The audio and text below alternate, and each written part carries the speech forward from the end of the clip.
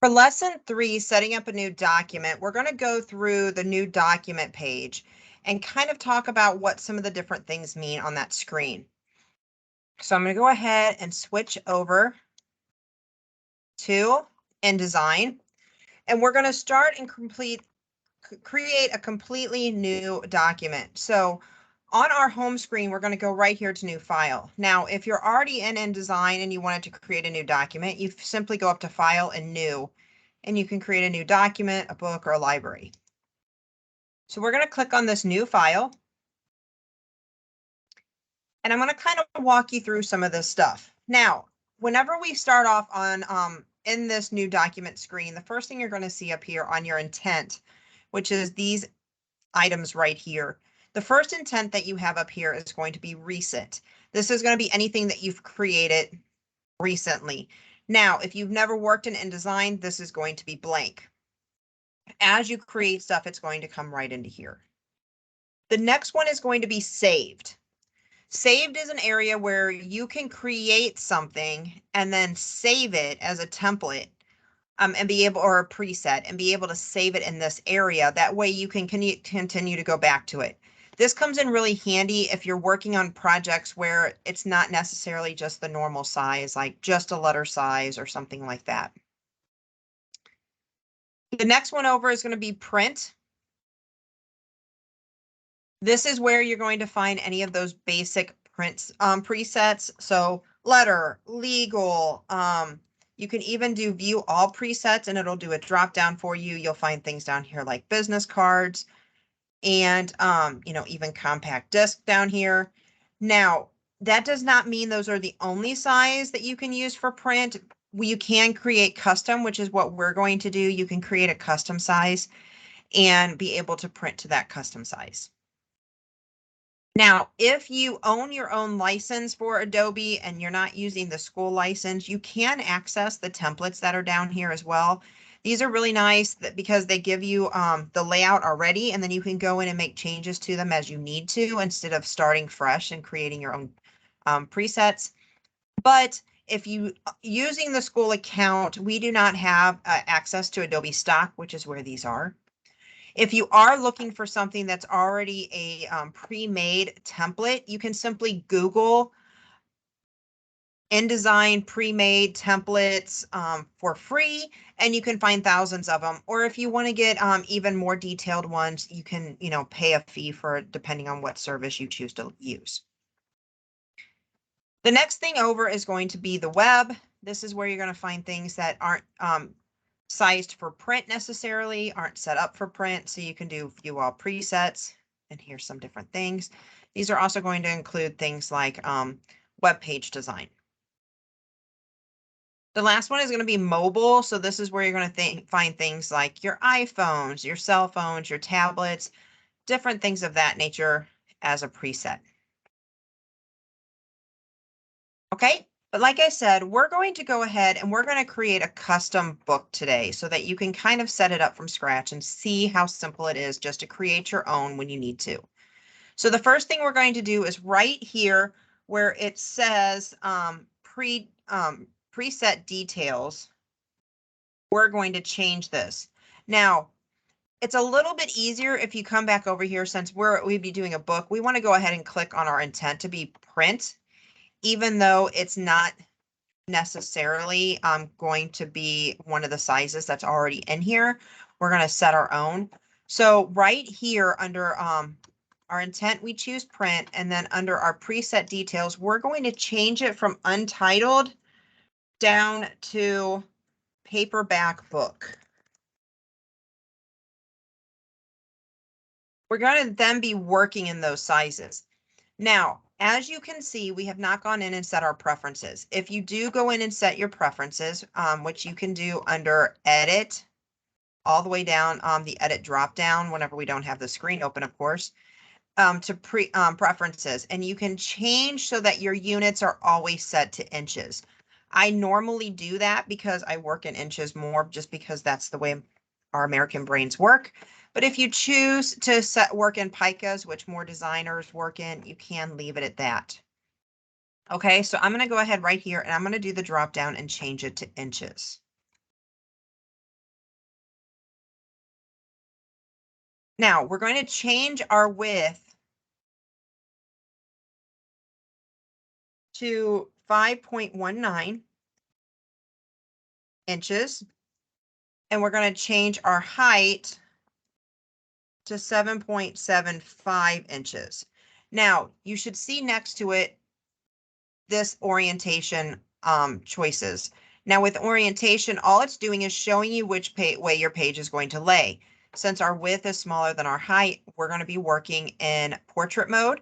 But if you wanted to simply flip it, you could. Or if we would have typed those numbers in the opposite way, you would have seen that it was in landscape mode. All that's doing is changing the layout of your paper from being up and down to side to side. So I'm going to switch mine back to portrait because we want it to be tall and thin. The next thing we're going to go down and do is we're going to add how many pages we want it to do. Now, for something like creating a book or a magazine, you're going to want those pages to be facing each other. And that's all going to come into play here. So what we're going to do is I'm going to change my number of pages to 10. So my book would have 10 pages.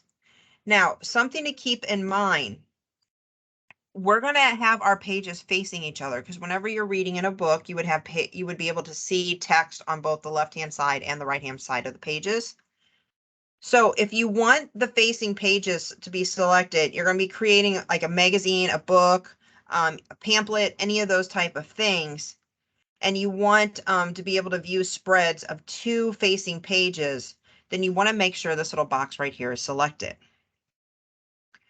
Do know though that when you check facing pages, your document will always start on the right-hand single page. So you can go in and change settings sometimes for some of this stuff to make it so that that doesn't start on that first page. But normally that first page is just, you can leave it blank. You can make it as a title page, that type of thing. And then your actual reading pages would start on page 2 and go through the end. But you do want those matching spreads. If you unselect this, then you would just have the single pages and you're not worried about seeing those facing spreads.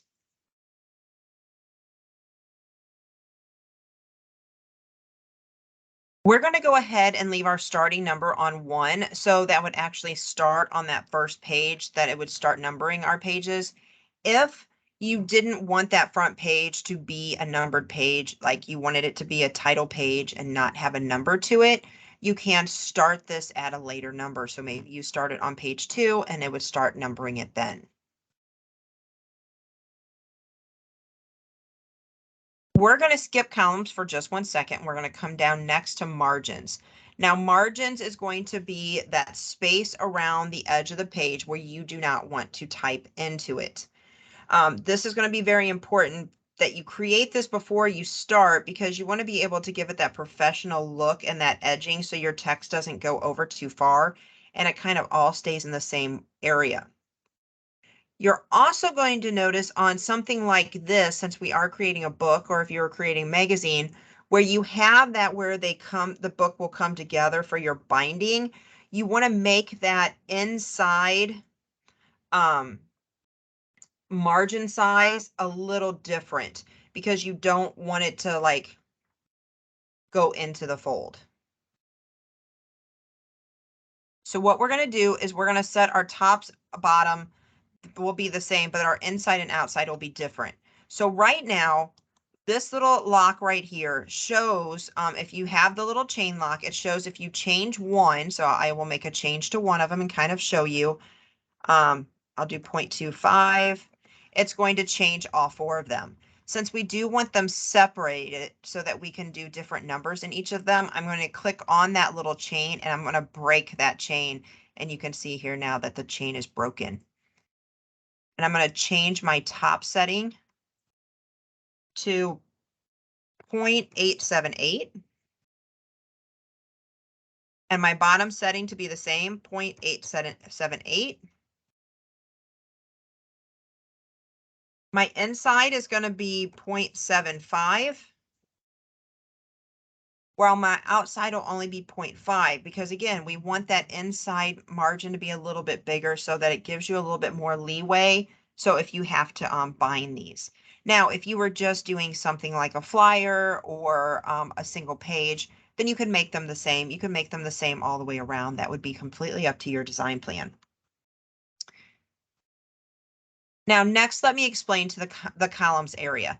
So if you're doing something like a newsletter or a magazine or even a newspaper, you're going to probably put multiple columns in there. Normally, you would have 2 to 3 columns that would be listed right there.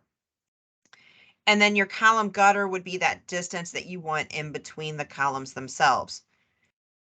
Since we are creating a book, we're not going to do that necessarily because your book would be one solid bit of text.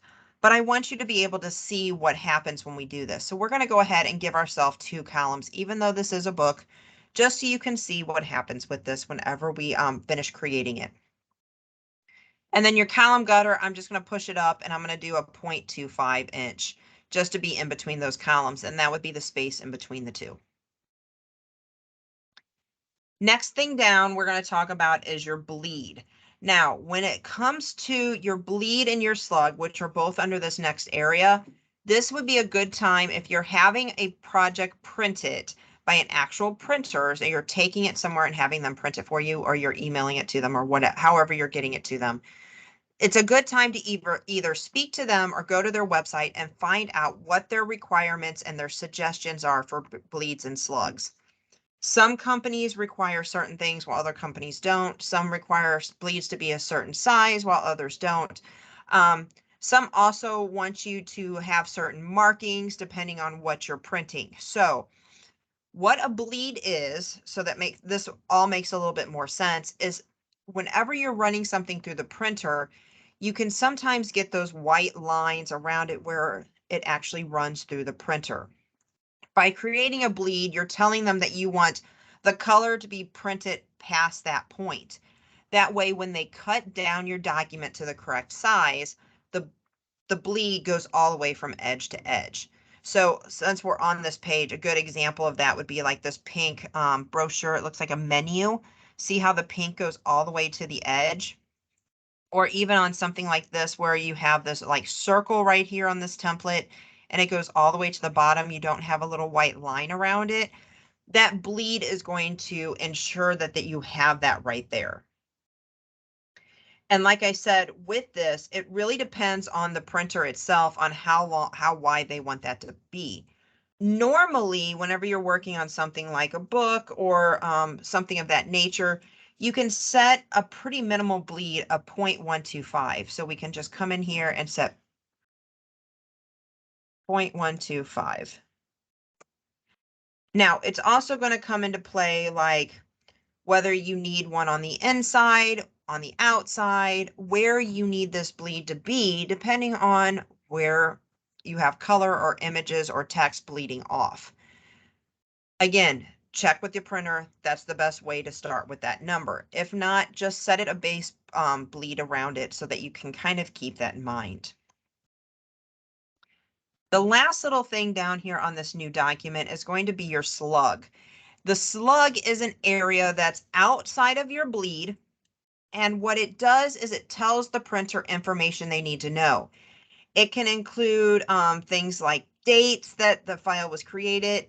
It can be the name of the creator. It can be a lot of different things in here. Also, I've seen it been used a lot as a place where if you're working on a project with a editor or other creators, this is a good place where you can put things like your Pantone colors that you'll be using, or the name of the font that you're using, different information that they may need that they can't simply just look at it and know. So you can be very specific that you need to use these specific colors or things like that. I've also seen that they have like, you can put little swatches in there, and that really helps because then you can see which swatches are allowed to be used in that project and people can't go outside of that color scheme. Now, with this, it's usually only on one side, which you can see down here, the chain is already broken. You either put it on the top, the bottom, or sometimes on the outside side, depending on what you're creating. It's a good little place to leave it. Again, Your printer, your editor would be people that would tell you what this actually needs to be. But you usually put it in one place or the other, and we're going to set ours on our outside right now, and we're going to do a 0.375, which you can type in or you can arrow up and down to get. Okay, once you have all these settings done, we're going to come down here and hit create. And here is our document. Again, like I said, I wanted to create those two columns so you can see the two columns here. You can see the gutter in between it. Now, over on your panels bar right here is a pages panel. By clicking on that, you can see how our pages look. And if you double click on one, so I double clicked on the number 2, I can now see what my spread's going to look like. Now it's going to go even further into information while we continue working this, that these are called parent pages so that they all look alike.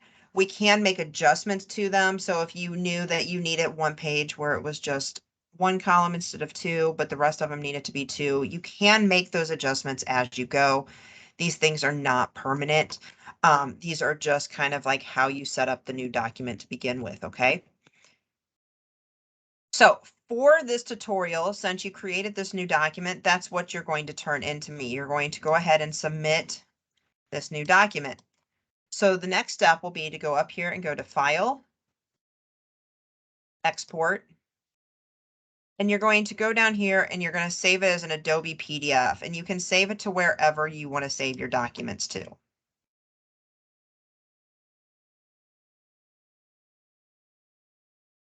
And then you would simply hit Save. And you have created a new document. Now you'll go ahead and submit that to me for your points. And if you have any questions, please feel free to reach out, shoot me an email, and let me know what your questions are so we can help you.